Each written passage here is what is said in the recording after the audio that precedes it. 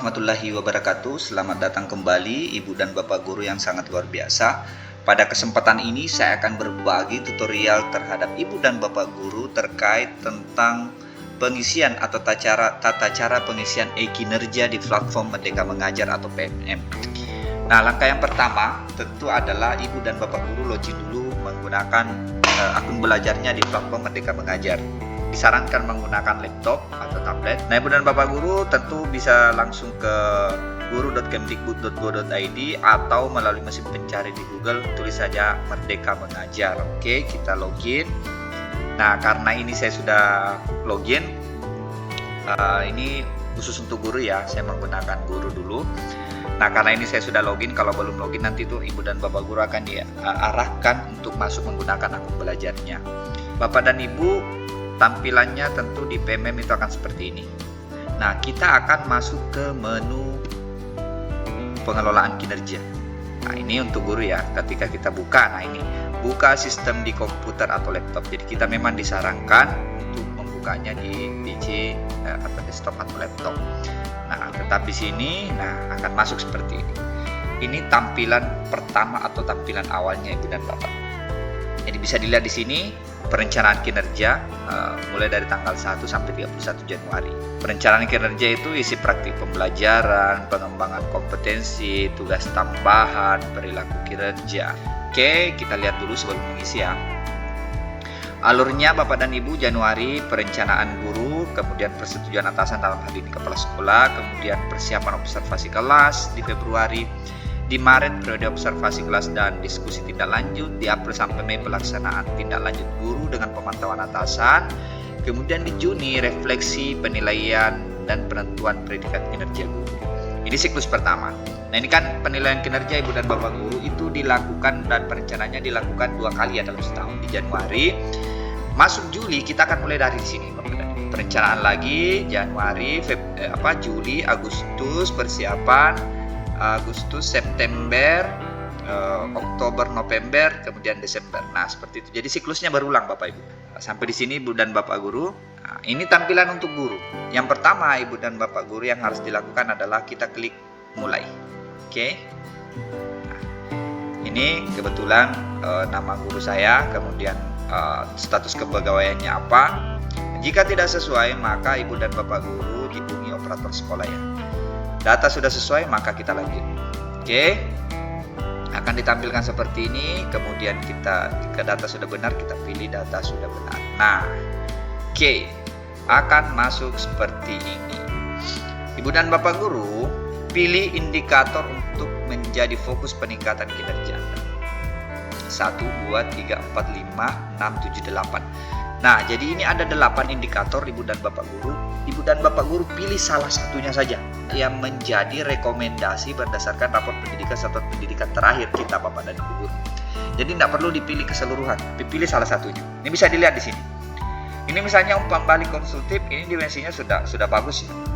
Di sini juga yang dianggap perlu perbaikan Bapak. Dimensi metode pembelajaran, kemudian metode pembelajaran sama ya, metode pembelajaran.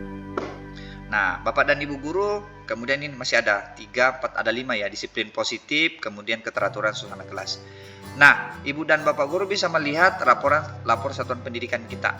Kita, kualitas pembelajaran Ibu dan Bapak Guru ini ada yang cukup, ini yang manajemen kelas sama metode pembelajaran.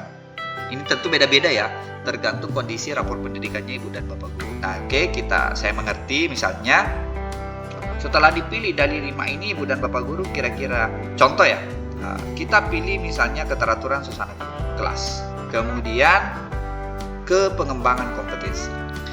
Bisa dilihat di sini Bapak dan Ibu berdasarkan Perdirjen GTK nomor 7607B-B1 HK 03/2023, Anda diharapkan memiliki minimal 32 poin per semester untuk memenuhi ekspektasi atasan.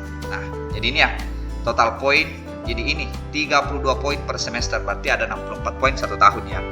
Jika kurang, mohon diskusikan dengan atasan Anda. Jika lebih, ekspektasi atasan akan semakin lebih baik juga. Pilihan rencana hasil kerja memiliki poin yang berbeda berdasarkan tingkat keterlibatan dan dampaknya. Oke? Bagaimana poin dihitung? Nah, bisa dilihat nih. Tata cara perhitungan poin poinnya ya. Nah, jadi minimal poin itu 32. Contoh ya, kita pilih rencana hasil kerja kita. Kira-kira apa? Nah, di sini ada ketentuan-ketentuannya Bu dan Bapak. Meningkatkan kompetensi melalui peran sebagai partisipan sebagai kegiatan seminar, lokakarya, konferensi. Nah, ini mengikuti kegiatan ya. Itu 4 poin. Kemudian meningkatkan kompetensi 4 poin melalui peran sebagai peserta berbagi praktik baik di Kombel 4 poin. Kemudian meningkatkan kompetensi melalui peran sebagai peserta coaching, mentoring 4 poin. Meningkatkan kompetensi melalui peran penelaah aksi nyata sejawat 6 poin. Cerita praktik baik 6 poin dan seterusnya. Ini ada 8 poin. Meningkatkan kompetensi ada 12 poin. Nah, kemudian ada 12 poin, 24 poin. Nah, ini ada yang 36 poin langsung. Meningkatnya kompetensi melalui peran sebagai penggerak komunitas belajar dengan mengadakan minimal 3 kegiatan berbagi praktik baik. Nah, berbagi ini. Meningkatnya kompetensi ini yang 24 poin melalui berbagi praktik baik makan dunia ini ya. Yang paling tinggi meningkatnya kompetensi melalui peran sebagai peserta program pelatihan dan pendidikan jangka pendek atau menengah pada bidang kepemimpinan, bidang teknis dan relevan seperti pendidikan guru penggerak. Nah, ini teman-teman yang saat ini sementara atau mengikuti program guru penggerak sementara berjalan ya, atau akan berjalan. Nah, bisa nih angkatan yang akan melakukan pendidikan pilih ini yang udah langsung penuh tuh. Contoh ya, kita pilih satu misalnya, kita mengikuti lokakarya, berarti 4 poin, kurang 28 poin. Apa nanti bukti pendukungnya Ibu dan Bapak setelah memilih kegiatan ini? Maka tentu Bapak dan Ibu harus ada bukti sertifikat. Nah, per semester berapa kali kira-kira Ibu dan Bapak guru akan mengikuti kegiatan webinar atau kegiatan seminar, lokakarya, konferensi, simposium dan seterusnya. Anggaplah ada 3 kegiatan selama 1 semester ini. Nah, berarti ada 12 poin. Oke, berarti akan ada 3 nanti sertifikat bukti pendukung yang Bapak Ibu siapkan. Oke. Terus bagaimana Pak? Baru 12 poin, ini kurang 20 poin. Maka selanjutnya tambah. Nah, oke. Selanjutnya kita pilih lagi. Nah, tentu sudah tidak ada tadi yang bagian atas ya, karena sudah dipilih. Nah, kita pilih lagi yang lain. Contoh meningkatnya kompetensi melalui peran berbagi. Yang sekiranya Ibu dan Bapak guru bisa lakukan ya. Jangan karena mengejar poin sehingga dianggap setelah ngejar poin akhirnya pilih yang tinggi-tinggi, akhirnya nanti tidak bisa terpenuhi, ekspektasinya tidak bisa terpenuhi. Ekspektasinya tinggi tetapi realitanya tidak bisa dipenuhi. Jadi kenapa ini ada Ibu dan Bapak guru? Karena Ibu dan Bapak guru yang paling tahu apa yang akan dilakukan untuk meningkatkan kompetensi tertentu yang dipilih dari 8 itu selama 1 semester ke depan. Ibu dan Bapak guru yang paling tahu kompetensi apa yang kira-kira akan diikuti, kegiatan apa yang dilakukan, kompetensinya yang mau ditingkatkan apa. Ibu dan Bapak guru yang paling tahu, sehingga Ibu dan Bapak guru lah yang akan mendesain sendiri rencana kinerjanya selama 1 semester. Nah, jadi dipilih yang realistis Ibu dan Bapak guru dan bisa dilaksanakan oleh Ibu dan Bapak guru. Selanjutnya misalnya meningkatkan kompetensi melalui peran sebagai peserta coaching, mentoring, kompetensi guru. Nah, contoh misalnya ini Bu, hanya pengawas itu 3 kali dalam karena satu ini ya anggaplah 4 kali ya, kita 16 poin, kurang 4 poin, 3 saja ya, kurang 8 poin. Nah, tambah lagi Ibu dan Bapak. Jadi ini bukti pendukungnya juga sertifikat, berarti nanti ada 6 sertifikat. Nah, 3 sertifikat partisipan kegiatan seminar, lokakarya, konferensi, simposium, 3 juga sertifikat sebagai peserta coaching atau mentoring pengembangan kompetensi guru. Nah, itu ya. Ibu dan Bapak guru, ini tidak mesti sama ya, ini hanya berdasarkan ini contoh ya. Selanjutnya adalah misalnya Ibu dan Bapak guru ini ikut komunitas belajar ya, misalnya kita cari dulu Ibu dan Bapak guru sekiranya yang bisa dilakukan. Nah, misalnya meningkatnya kompetensi melalui peran sebagai peraih ini yang berat ya, menurut si guru ya. Nah, jadi meskipun menurut di sini berat, tapi kalau Bapak Ibu guru merasa bahwa ini akan saya capai selama 1 semester ke depan, ya silahkan Ibu dan Bapak guru ya. Cerita praktik baik. Nah, meningkatnya kompetensi melalui peran sebagai peserta berbagi praktik baik. Misalnya di Kombelnya Ibu dan Bapak guru di sekolahnya aktif, nah boleh itu. Apa buktinya? Sertifikat satu kegiatan. Apa kita lihat? Apa kombelnya berapa kali dilakukan? Misalnya 2 kali berarti 2. Nah, total 32 poin. Jadi nanti Ibu dan Bapak guru ada 3 sertifikat untuk ini, 3 sertifikat ini, 3 sertifikat. Apakah masih bisa nambah? Masih. Lebih, maka ekspektasi atasan akan lebih baik juga. Nah, kita pilih yang sesuai saja 32 poin ya.